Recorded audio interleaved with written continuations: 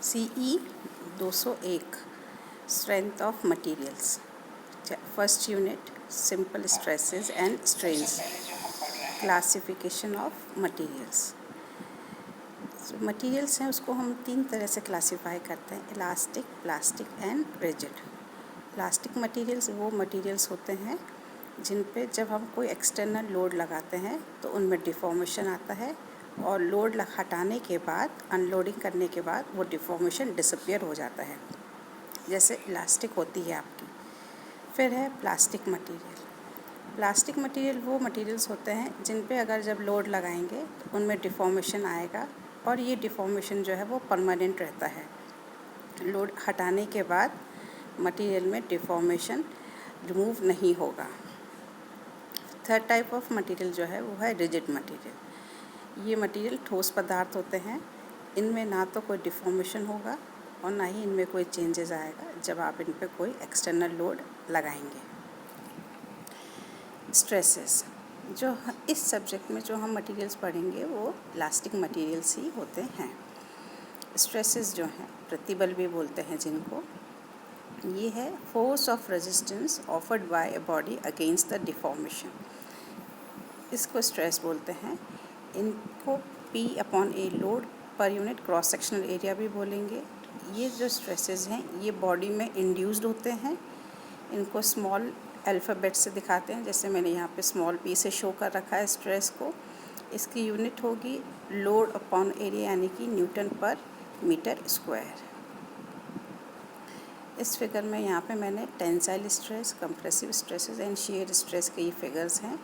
पहले वाले फिगर में P लोड लग रहा है, ये लोड दोनों तरफ से लग रहा है, तो ये टेंसाइल लोड है। इसके कारण जो स्ट्रेसेस जनरेट हो रहे हैं, जो अंदर की तरफ एरो बना रखे हैं, ये टेंसाइल स्ट्रेस है। सेकंड फिगर में कंप्रेसिव फोर्स लग रहा है, जिसके कारण जो स्ट्रेस जनरेट हो रहे हैं वो कंप्रेसिव स्ट्रेस है। और लास्ट फिगर में जो है वो शियर फोर्स लग रहा है, Q। ये जो फोर्स होता है ये मटेरियल के अलोंग एज के ऊपर लगता है, जिसके कारण इसमें जो स्ट्रेस जनरेट होता है वो होता है शियर स्ट्रेस, जिसका फॉर्मूला होता है Q/A।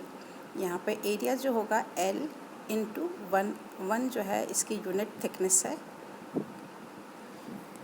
स्ट्रेन, इसको विकृति भी बोलते हैं। स्ट्रेन जो होता है वो विकृति यानी कि change in length upon original length होता है। इसमें कोई डायमेंशंस नहीं आएंगे, ये यूनिटलेस होता है। स्ट्रेन ये E=dl/L। और शियर स्ट्रेन का जो फॉर्मूला होगा वो होगा tan phi =dl/L। ये जो पास में मैंने आपको फिगर दिखाया है फाई और tan phi, क्योंकि फाई की वैल्यू बहुत कम होती है तो tan phi और फाई सेम ही आता है। शियर स्ट्रेन को रेडियंस में नापते हैं।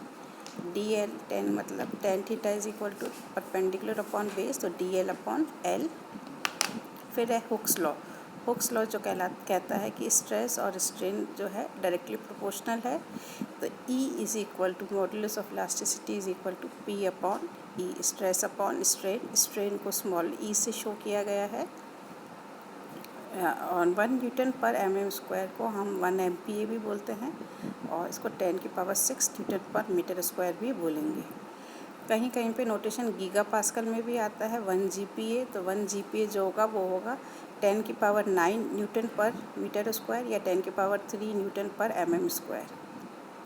पहला न्यूमेरिकल जो है इसमें एक इलास्टिक रॉड है जिसका डायमीटर 25 mm है, लेंथ 200 mm है और ये इसके अंदर जो एक्सटेंशन हो रहा है वो 0.25 mm हो रहा है और टेंसाइल लोड लग रहा है 40 kN का। आपको निकालना है stress, strain and modulus of elasticity.